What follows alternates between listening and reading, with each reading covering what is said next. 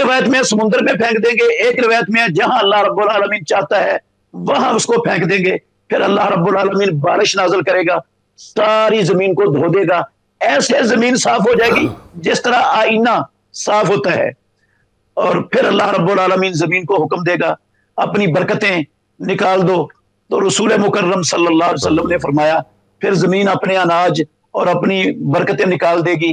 اس وقت ایک اونٹنی اس کا دودھ کئی جماعتوں کے لیے کفایت کر جائے گا، اور رسول اللہ صلی اللہ علیہ وسلم نے فرمایا ایک گائے اس کا دودھ ایک خاندان کے لیے کفایت کر جائے گا، اور ایک بکری کا دودھ ایک گھر والوں کے لیے کفایت کر جائے گا، پورے کے پورے گھر والوں کے لیے۔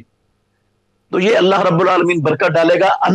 ایک انار پوری ایک قوم کھا لے گی، اور اس کے جو چھلکا ہوگا اس سے لوگ سایہ حاصل کریں گے، اتنا بڑا انار ہوگا۔ یہ ساری برکتیں اللہ رب العالمین عیسیٰ علیہ الصلوۃ والسلام کی موجودگی میں یہ یاجوج ماجوج کے ہلاک کرنے کے بعد دنیا میں پیدا کرے گا۔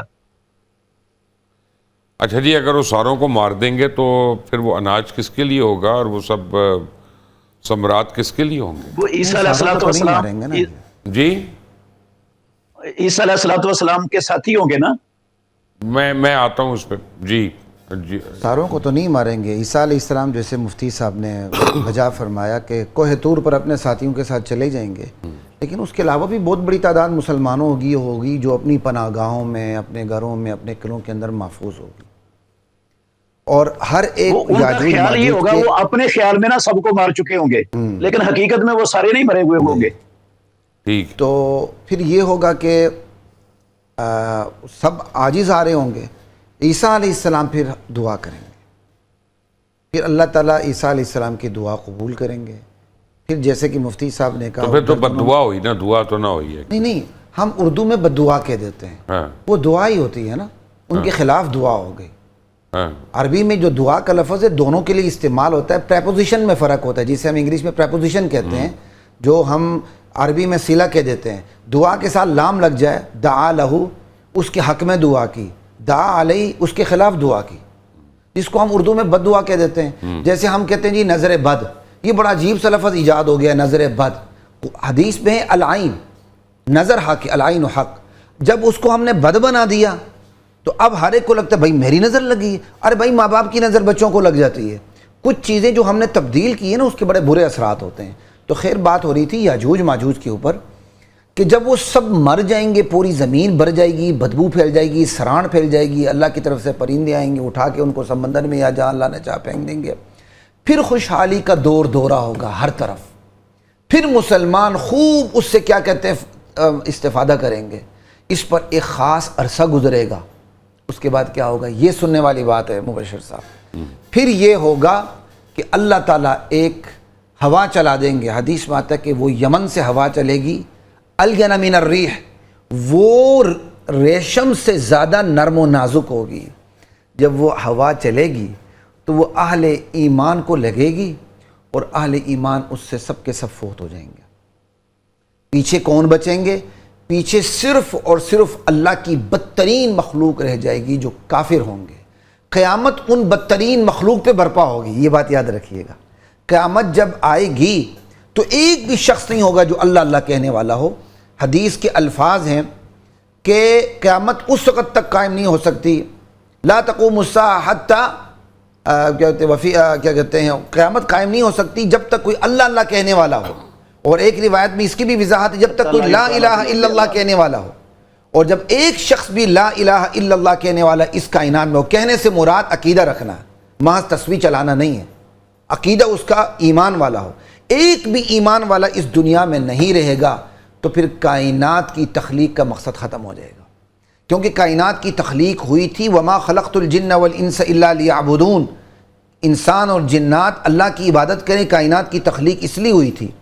اور جب کائنات اس مقام پہ پہنچے گی کہ اس میں ایک بندہ بھی خالص اللہ کی عبادت کرنے والا نہ رہے گا، کافر منافق اور مشرک رہ جائیں گے، تو اللہ ان پر قیامت کو برپا کریں گے یہی حدیث عبداللہ بن مسعود رضی اللہ تعالی عنہ کی بھی ہے، یعنی اللہ دنیا کی بدترین مخلوق پر قیامت کو برپا کریں گے، تو یہ تب سور پھونکی جائے گی؟ ہاں جی، تب سور پھونکا جائے گا۔ اچھا، تو بیسیکلی جو آپ ہوا کا مجھے کہہ رہے ہیں، میں اس کی آج کل ماڈرن سائنس سے میں سمجھ رہا ہوں کہ کوئی وبائی مرض ہو جائے گا ایسا جس سے سارے مر نہیں، وبائی مرض نہیں، یہ اللہ تعالیٰ نا بڑے آرام سے ان کی روحوں کو نکالیں گے۔ حدیث پہ الفاظ ہے الینا من الروح، آپ اس کو وبا اس حوالے سے کہہ سکتے ہیں الینا من الحریر، وہ ریشم سے زیادہ نرم و نازک ہوگی، بڑے عزت و احترام سے، نرمی سے اہل ایمان کی جان اس سے قبض ہوگی، یعنی وہ قبض نہیں کرے گی، قبض تو ملک الموت ہی کرے گا، لیکن وہ ہوا چلے گی، ہوا اس کے سبب بنے گی، اور ہوا کوئی ایسی نہیں ہوگی کہ بندہ اس سے تڑپ اٹھے، کہا وہ ریشم سے زیادہ نرم و نازک ہوگی۔ مفتی عابد صاحب، عبد الرحمان صاحب، یہ مجھے بتائیے گا کہ قیامت ویسے کس اسلامی مہینے میں متوقع ہے؟ محترم مبشر لقمان صاحب، یہ تو اللہ نے اور اللہ کے رسول نے نہیں بتایا کہ وہ کون سا مہینہ ہوگا اور مہینے کی کون سی تاریخ ہوگی۔ البتہ رسول اللہ صلی اللہ علیہ وسلم نے قیامت کے قائم ہونے کا دن بتایا ہے کہ وہ جمعۃ المبارک کا دن ہوگا، اور جمعے کے دن سورج مشرق سے چڑھنے کی بجائے مغرب سے چڑھے گا۔ کسی بھی صحیح حدیث میں یا اللہ رب العالمین کے قرآن کی کسی بھی آیت میں کسی مہینے کو یا کسی متعین سال کو وہ متعین نہیں کیا گیا ہے۔ یعنی اب مغرب سے اگر ہو گیا تو زمین تو الٹ گئی نا، خود ہی قیامت آ گئی نا، وہ تو گریوٹی تیس تیس ہو گئی ٹوٹل، تو قیامت ہی آ جائے گی پھر تو وہ۔ جی جی۔ اچھا، تو یہ یاجوج ماجوج جو ہے، اللہ ان کو تباہ کیوں نہیں کر دیتا؟ ضرورت کیا ہے اس کو انسانوں کو سامنے لانے کی اور مار پڑوانے کی؟ اللہ رب العالمین نے اس دنیا کو امتحان گاہ بنایا ہے، اور اللہ رب العالمین اس دنیا میں اپنے بندوں کو تکلیفوں میں، آزمائشوں میں، پریشانیوں میں، دکھوں میں مبتلا کرتا ہے۔ اس لیے کرتا ہے کہ ان کے درجات بلند کرنا چاہتا ہے، ان کی کمیوں کوتاہیوں کو، لغزشوں کو پروردگار معاف کرنا چاہتا ہے۔ تو یہ مومن کی شان ہے کہ جب مومن کو کوئی تکلیف آتی ہے، کوئی دکھ پہنچتا ہے، کوئی صدمہ آتا ہے، اس کے جسم میں آتا ہے، اس کی اولاد میں آتا ہے، اس کے کاروبار میں آتا ہے، کسی طرح کا بھی، رسول اللہ صلی اللہ علیہ وسلم نے فرمایا اگر اس کو کانٹا بھی چبھتا ہے نا تو اللہ رب العالمین اس کے ساتھ بھی اس کے درجات بلند کر دیتے ہیں اور اس کے گناہوں کو معاف فرما دیتے ہیں۔ اور یہ اللہ رب العالمین کی سنت ہے دنیا میں، جتنا زیادہ کوئی شخص اللہ رب العالمین کا مقرب، پیارا اور محبوب ہوتا ہے، اتنی آزمائشیں، تکلیفیں، مشکلات، مصائب اس کو ان کا سامنا کرنا پڑتا ہے۔